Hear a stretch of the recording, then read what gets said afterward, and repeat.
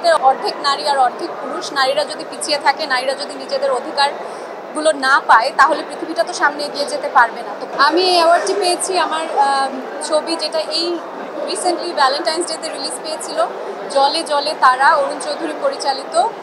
খুব ভালো লাগছে, কারণ ছবিটা ভালো ছিল এবং আমরা খুব কষ্ট করে কাজটা করেছি। আমাকে অনেক কষ্ট করতে হয়েছে, একটা সার্কাসে কাজ করি এরকম একটা মেয়ের চরিত্রে।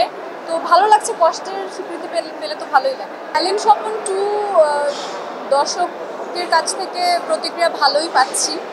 আশা করি সামনে দর্শকের প্রতিক্রিয়া ভালো হলে আরেকটা 3 হওয়ার সম্ভাবনা থাকে। খুব রিসেন্টলি একটা কাজ করলাম, সেটা হচ্ছে একটা ট্যালেন্ট শো, দীপ্ত স্টার হান্টের বিচারক হিসেবে ছিলাম। সেখানে কিছু নতুন মুখ, নতুন ট্যালেন্ট আমরা পেয়েছি।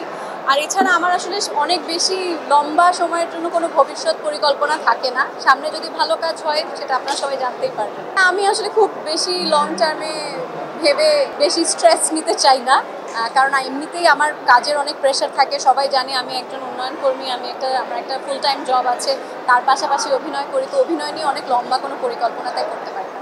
খুব স্বাভাবিকভাবে নারীর সমতা এবং নারীর অধিকারগুলোকে প্রতিষ্ঠা করতে চাই।